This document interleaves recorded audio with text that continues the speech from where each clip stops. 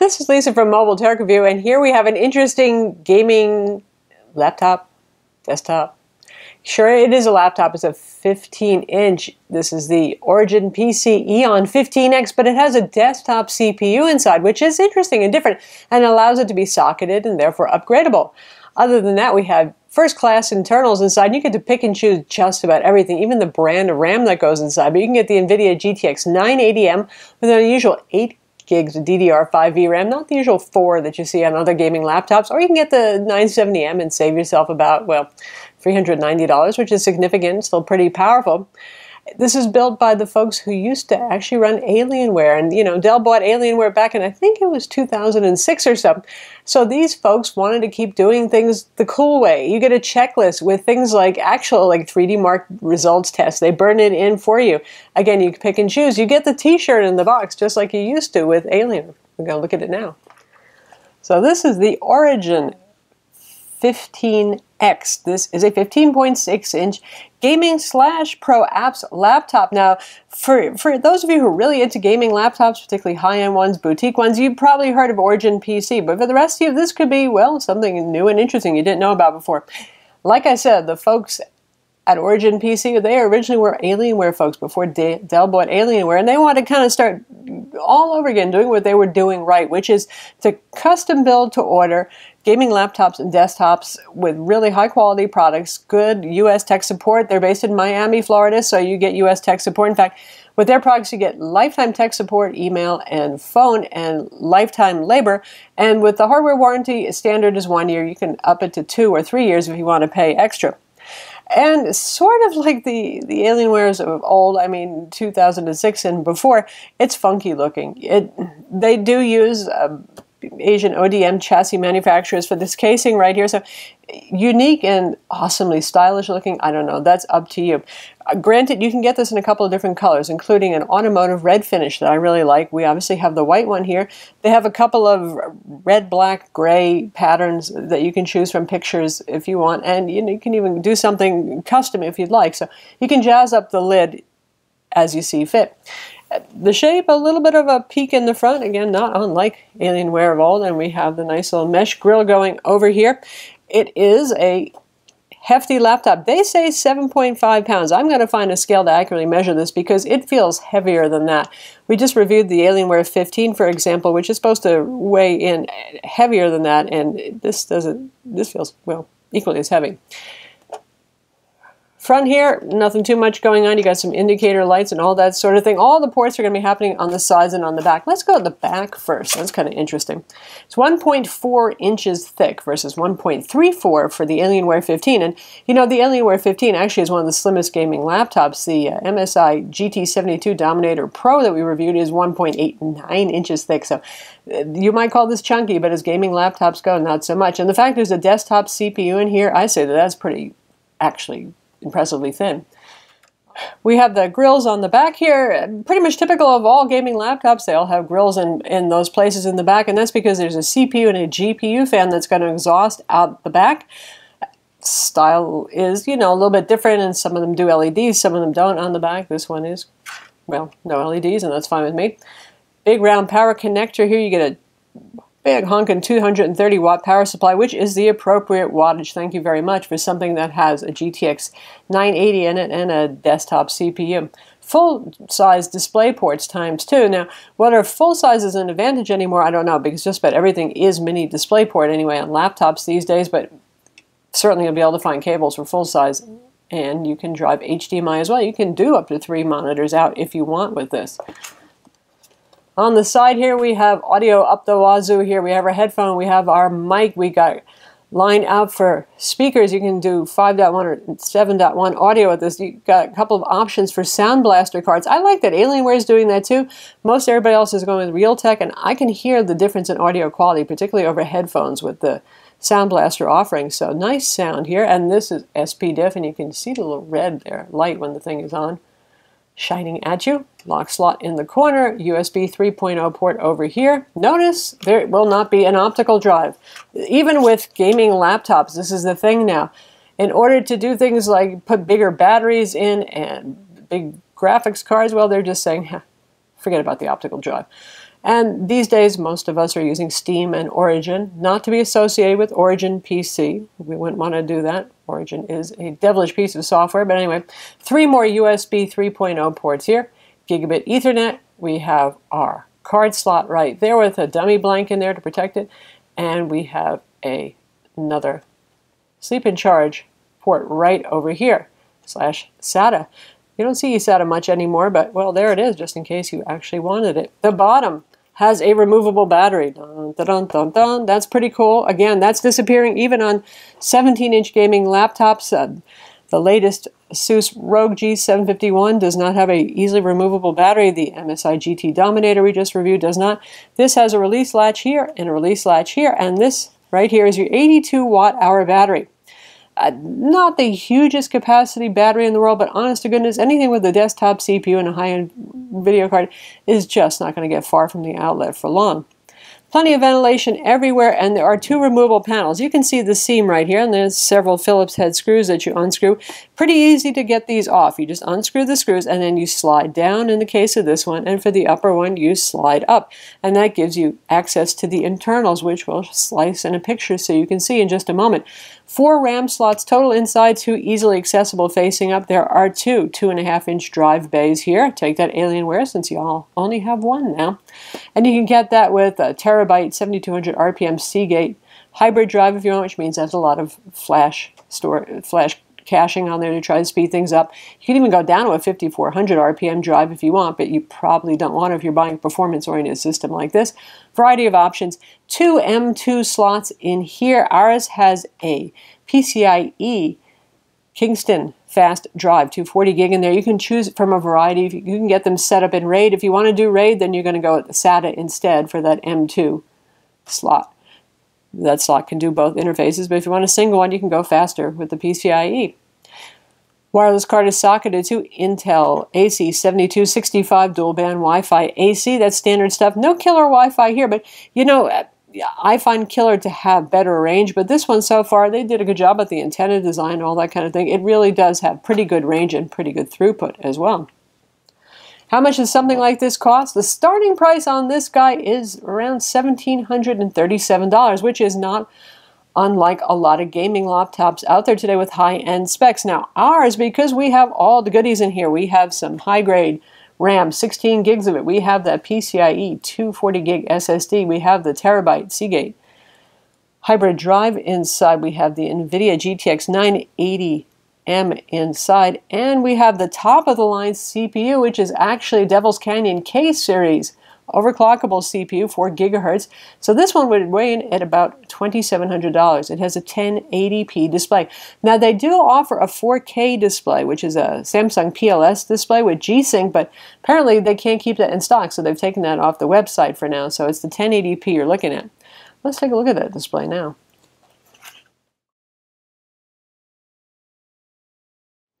Speaking of that checklist that I told you about, here you can see where they have check marks to make sure that every driver has been installed and tested, what exactly you have, how much RAM, which drives you have.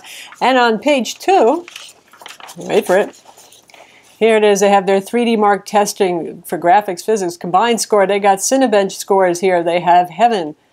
They've got stability testing overnight on the CPU. So yeah, that is really pretty nice stuff. That's what you get with the boutique manufacturer. And you've got an assembler, you've got a signature here. So it's kind of nice in this day and age where you're just buying boxes direct from retailers or whatever, even from a store, and it's like you're just a number afterwards and you're calling goodness only knows what country when you need some help.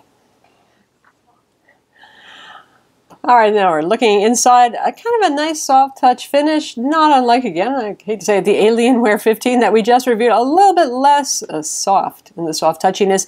Not so much like you want to pet it until you feel creepy about doing it, but it's a nice enough feeling keyboard deck here. We have a Synaptics trackpad. Yay, Synaptics makes good trackpads. And this one is very reliable. Tracks very nicely. 2-finger scrolling works better. MSI should take a page from the playbook here and really get it with the program. So it's very usable, it's very nice, and you have a fingerprint scanner there in the center should you wish to be a secure person. So you can see here we got the Sound Blaster X-Fi 3 and Onkyo branding for the audio on board. The keyboard again, like the Alienware, they're not doing the chiclet style keys. They're doing the more desktop keyboard like bevel keys. I have no issue with that as long as the keyboard feels good. I happen to like the way the keyboard feels, and it's got nice deep travel as well. I think I like the Alienware even a little bit better when it comes to things like typing long reviews, which is something I do all the time. Now, some of you who buy this may be using this more for video editing, CAD, gaming, and you could care less about typing 7,000 words a week. Anyway, it's actually a fine keyboard for doing that, even if it's not quite my favorite. You got 3-zone backlighting right here, and just in case you're wondering, because there's no crapware on this, there's no junk, there's not even shortcuts for the keyboard stuff. You hit the FN and then you hit the slash bar on the number pad, and it's going to bring up their utility right here on screen. You can see all sorts of control for your backlighting, your zones, macros, all sorts of things like that. So that's how you get to that. And when you're done with doing whatever it is you're doing there, just hit FN and the slash again. Now with that number pad, it's pretty darn close to the keyboard area. That's the way it has to be, because 15-inch laptops often don't even have number pads, just hardly any room, and they didn't want to shrink the key size down very much, so there it is. You got your power button there, you got sleep and wireless indicators and stuff like that, normal stuff. And for you gamers, we of course have the WASD keys outlined there for a little extra help. So all the gamer creature comforts. For those of you who want to know what the power supply looks like, this is made by Chickeny, and it is, you know, another couple of pounds in your bag right there. Happily, it plugs into the back, so it won't get in the way of anything, and probably most of the time when you're gaming, you're going to want to be, well, plugged in.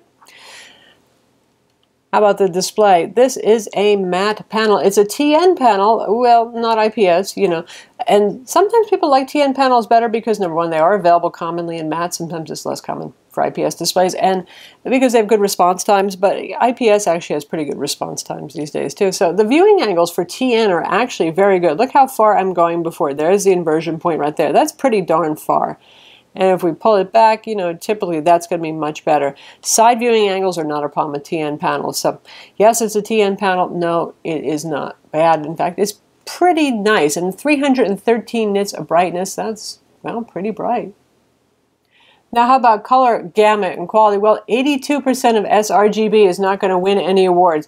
For a high-end laptop, we like to see something closer to 99% and 75% of Adobe RGB. This one manages 63% of Adobe RGB. So for you color professionals, that's a little bit of a shame because, you know, lots of laptops can handle Photoshop, even working with large RAW files well. But for video editors who are looking at this machine, if your color fidelity is really important to you, you're not going to cover, well, the whole sRGB color gamut with this display. Again, there is a 4K PLS option, which should appear on Origin's website again, but not at the moment. You can't get it. So how about performance? Now, we're going to have a separate gaming demo, but while I'm talking about this, have a little fun playing some Crysis 3 on very high settings, and you can see Fraps up in the corner there, ranging anywhere from 60 to, well, the mid to upper 40s for frame rate on very high. That's pretty good. And the fan, you can probably hear the fan. I'm sitting very close to the PC and the microphone is on me. 2 fans, and it's interesting, you know, a lot of PCs, they ramp up both fans pretty much the same. This one you'll actually hear this one ramp up, and this one's always on in a fairly low-key, quiet way until you start doing something like gaming. So intelligent, independent fan operation here. At any rate, frame rates on this are perfectly playable and good, and you can actually order this overclocked if you want. It comes with some pretty nice CPU and GPU paste. Plays well. The GPU on this, the NVIDIA GTX 980M, let me just tell you that it's not gone above 64 degrees centigrade when playing games or when running benchmarks like Heaven. And those benchmarks will usually get even a fairly big gaming laptop's GPU up into 72, 74 centigrade. And the thin and lights, well, they'll go all the way close up to 90 sometimes. So for a 15-inch laptop with a desktop CPU, chillin' proposition. So for those of you who don't understand the concept just yet, because it's a little bit odd of putting a desktop processor in a laptop, it's not that common, but it's sometimes done, especially because Intel doesn't make any socketed or upgradable or removable mobile CPUs anymore. That's why this one has a Haswell E desktop CPU. Again, specifically, we have a Devil's Canyon model, which is a overclockable Core i7-4790K that has a 4 gigahertz base clock rate, 4.4 gigahertz with turbo boost. Now you can get this with a quad-core i5, a lower-end i7s, and they'll all still be fairly capable CPUs. And this will get you anywhere from 15 to 20% more performance from the CPU. This is not going to change your graphics at all, versus a regular mobile HQ chip. So right now we're looking at 4th generation Haswell. Of course, Skylake is coming, and they'll be offering Skylake. And with the upgradable chip, if you open it up and you pop that CPU out of the socket, as long as you can get a CPU that's still compatible with the motherboard on here, I mean, several generations later, you might not find something the socket could change, anything like that. So it doesn't mean 8 years from now you're still going to be upgrading this, but 2 years from now there's a good chance you'll be able to find something. Although if you're going for the top of the line here with that CPU, it's probably not going to be worthwhile for several years to upgrade it because the performance won't be that much better. The graphics card inside is a MXM card. That means it's a card that you can actually remove. Again, that's becoming an increasing rarity. We have that on the MSI Dominator GT72 Pro that we just reviewed recently. Alienware does not do that anymore. They have the external graphics amplifier, so you can use a desktop card in a shoebox size box that sits outside of the PC. Now, those cards can be expensive and a little hard to find. Sometimes if you're looking for a higher-end card, $500-600, but still, it's nice to give new life to an older gaming PC and make it very young again, especially if you're a gamer. The graphics card is probably the most important thing in terms of gaming performance. So here's some benchmarks right here. You can see our PC Mark 8 score is 4886. That's very respectable. That certainly beats any other high-end gaming laptop we've reviewed so far, and that is because of that very powerful CPU in there. PC Mark 7, the score is 7607. Now, PC Mark 7 cares a whole lot about the speed of your storage, and probably it's that PCIe SSD that made it score that high. Typically, you see 5,000 to 6,000, 5,000 on Ultrabooks, 6,000, some faster gaming rigs that do have SSDs. That's a very respectable score right there. For our Geekbench 3 numbers, you can see right there, 4219 single core, 16119, 16,119 for the multi-core test. This is the best score that I have seen on a laptop yet. 3D Mark, now we're getting important stuff for you gamers right here. This is the Firestrike test, 8726. That's not a bad number at all. In fact, that's a very good number. Now, it's not that much different from the MSI GT72 Dominator or the high-end Alienware with the GTX 980M card, but again, this is obviously testing the graphics card more. Now, interestingly here, for this test, CloudGate, this scored about twice as high as our other gaming laptops, 26,508. Obviously, maybe a little bit more going on with CPU testing there. Now, for good old-fashioned 3D Mark 11 is scored under the performance testing P12013, the extreme score 4346. Again, about the top showing that I have seen. You're going to have to look at the MSI Titan with the SLI 980M graphics cards if you want to actually beat this one. W Prime had computed Pi in 6.5 seconds, which is about 2 seconds quicker than the mobile core i7 quad-core HQ CPU. Cinebench R15, the OpenGL test, 138 frames per second. That's kind of insane. Something like 99 is usually really good on a gaming laptop. The CPU scored 833. Unigine Heaven, 99.4 frames per second. Also very good. Usually the upper 70s is what we see on a very good gaming laptop. And the numerical score to sign is 25,004. And that's at 1080p, high, DirectX 11, AA off, no tessellation. And the maximum GPU temperature was only 64 centigrade. That is really, really cool. So I'm impressed with the cooling in here, especially because you got a toasty your CPU to work with as well. So how about sound quality? Right now the sound is set at 60%. Expect good things from Sound Blaster and Onkyo. You'll hear some nice, full, rich audio. And we're going to have a gameplay demo, by the way, the usual thing that we do with several high-end games, so you can hear more of the audio and actually see this perform well in games. This is Lisa from Mobile Tech Review, and say hello to my little friend here. This is for those of you who are making jokes about the new Alienware 15 being a big, thick machine. Well, here we have this. That sounds really good, doesn't it? And the screen's pretty nice looking. It may not have the greatest color gamut in the world, but decent contrast ratio of 591, and again, 313 nits of brightness, no glare just about since it's a matte display. So a pleasant multimedia experience.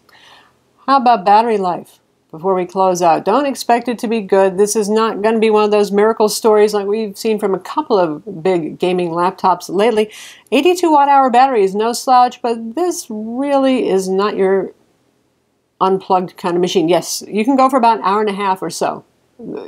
That's about it. If you're gaming, probably less. About an hour and a half, I mean, doing some Photoshop, doing some video editing, doing some productivity work, a mix therein with the brightness set at 50%, Wi-Fi turned on, and 50% brightness is adequate. So this is not the kind of machine you're really going to run around unplugged with.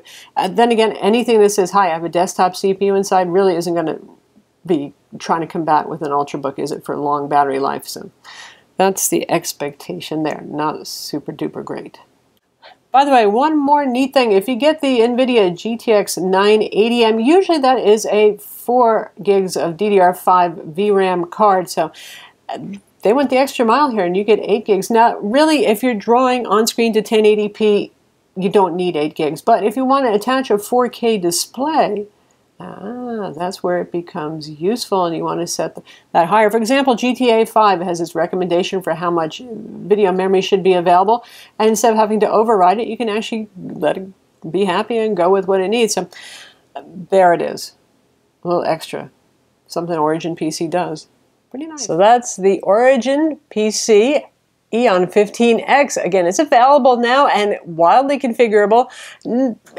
About the same price as a high-end gaming laptop with a traditional BGA soldered on CPU. So for those of you who need the CPU power, like I said, with this one, it's not really so much about adding to your gaming prowess, unless you're playing simulations, then it's going to help a little bit. But this is really about upgradable, future-proof to a certain extent, at least as long as that motherboard will accept a newer, faster CPU. And also for those of you who are actually desktop power users, those of you who are doing video export, CAD, anything that actually hits the CPU harder, this can be noticeably faster than even a high-end gaming laptop. I'm Lisa from Mobile Tech Review. Be sure to visit our website for the full written review and hit that subscribe button.